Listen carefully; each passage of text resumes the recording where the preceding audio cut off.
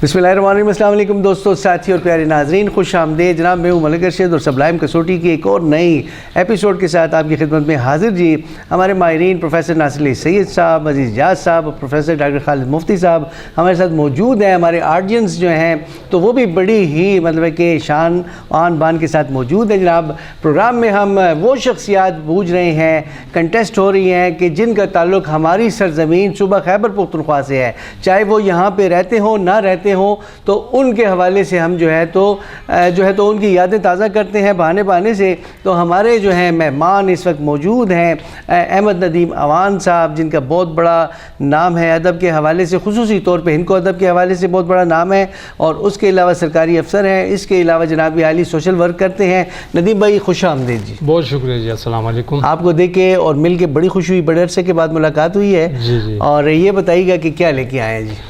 जी मैं असल में सबसे पहले तो मैं सबलाइम बैठक का शुक्रिया अदा करता हूँ, आपका शुक्रिया। और यहाँ मौजूद हम वो शख्सियात जिनको हम अपने पीर व मुर्शद समझते हैं, नासिर अली सैयद साहब, अजीज़ जाज साहब, और डॉक्टर साहब का नाम बहुत बड़ा नाम है हमारे पेशावर का, डॉक्टर खालिद मुफ्ती साहब का। और मैं अपने आप को एक ऑनर समझता हूँ कि मैं सामने बैठा हूँ। बहुत शुक्रिया, तशरीफ़ लाए, बहुत शुक्रिया। बहुत शुक्रिया। बाकी मेरी भी बहुत अर्से के बाद मुलाकात हो रही है जी। तो आज क्या आप लेकर आए हैं, कोई इमारत, कोई शख्सियत? जी सर, मेरा ख्याल है कि अभी तक सियासी शख्सियात के बारे में ज़्यादातर पूछा गया या फिल्मी शख्सियात के बारे में, तो मेरा ताल्लुक़ चूँकि अदब के साथ है तो अदबी शख्सियत हैं। एक सवाल तो आपने आसान कर दिया। एक सवाल थैंक यू बहुत आसान कर दिया आपने, बहुत आसान कर दिया।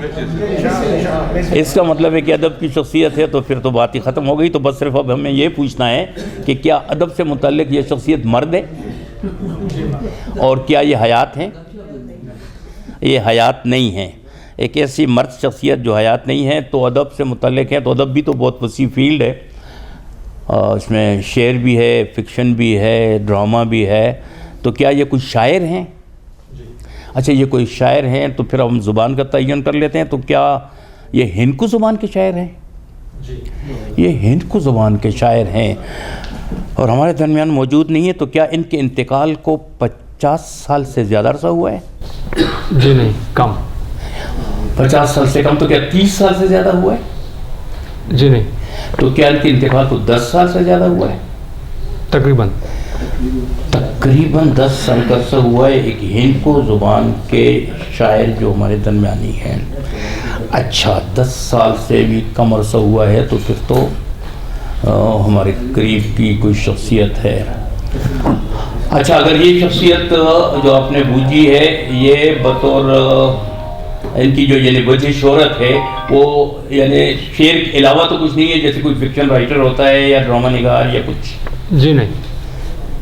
क्या ये अफसाना भी नहीं लिखते, यानी आप फिक्शन राइटर से मुराद ये थी?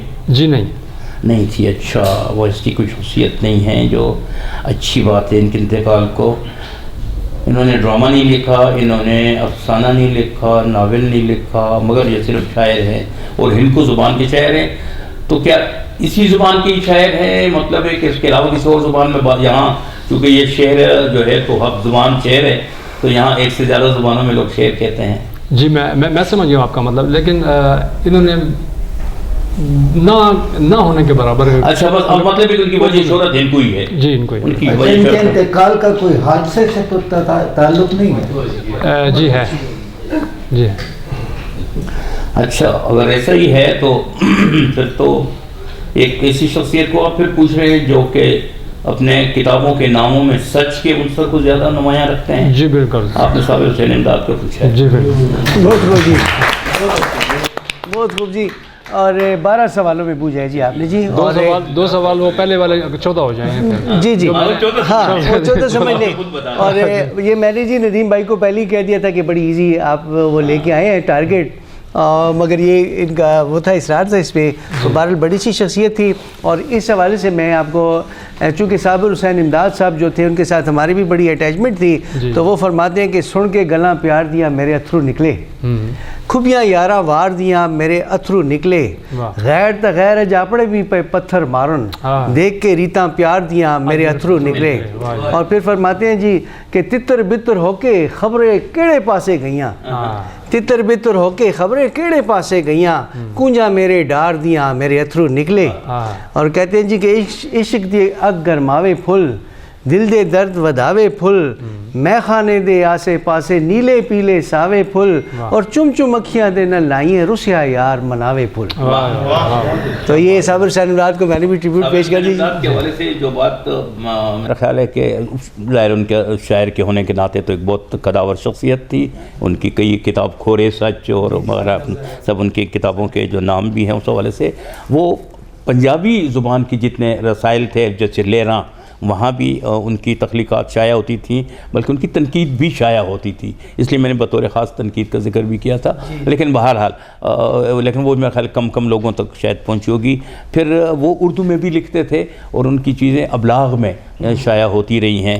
لیکن میں سمجھتا ہوں کہ جو شاعری کے سے ہٹ کر شاعری بتاتے خود ایک بہت بڑا حوالہ بڑا وہ ہے نام ہے اس کا شاعری میں, لیکن انہوں نے شین شوکت کے ساتھ مل کر جو ہندکو آرٹس کونسل کی بنیاد رکھی تھی اور اس کو پروان چڑھایا تھی. یہ 3 دوست تھے, صابر حسین امداد, زیڈائی اطہر اور یہ شین شوکت.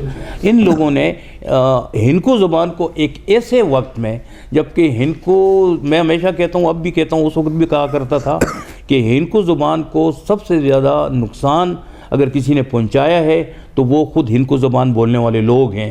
اس کی وجہ یہ تھی کہ ہندکو زبان پر لوگوں نے فخر کرنا کبھی سیکھا ہی نہیں کہ ہم اپنی زبان پر فخر کریں, تو نہ اپنے پکوان پر نہ اپنے پہناوے پر. تو یہ ایک بہت بڑا نقصان ایک ایسے دور میں جب لوگ ہندکو کے حوالے سے, میں نام نہیں لیتا کسی کا, بڑے نام تھے جو ہندکو کے حوالے سے اپنے آپ کو اپنی پہچان نہیں کروانا چاہتے تھے ان حوالوں سے. تو اس زمانے میں انہوں نے ہندکو آرٹس کونسل کی بنیاد رکھی. اور میں سمجھتا ہوں کہ آج جتنا بھی کام ہو رہا ہے, خواہ وہ انفرادی سطح پر احمد نریم آوان کر رہا ہے کہ ملک ارشد کر رہا ہے یا گندھارا کی صورت میں ایک بڑا ادارہ کر رہا ہے, یہ سب مرہون محنت ہیں اس ہندکو آرٹس کونسل سے کہ وہاں سے ہی یہ لوگ اٹھے نکلے. باصر نسیم, نسیم سحر اور اسام ہور نے اکیلے کتنا بہت کام کیا ہے. تو میں سمجھتا ہوں کہ ان میں صابر حسین امداد کی بڑی کنٹریبیوشن. بہت بہت جی احمد ندیم آوان آپ کا بہت شکریہ جی, آپ نے آگے دوست کو یاد کروایا. بالکل جی, اور ہماری سوچ کے نئے جو ہے دریجے کھلے جی. جی بالکل, میرا یہ ان کی شخصیت کو یہاں ڈسکس کرنے کا میرا مقصد ہی یہی تھا کہ ان کے بارے میں بہت ساری باتیں سامنے آ جائیں اور دوستوں کے سامنے یہ چیز کو. بہت شکریہ. Thank you sir.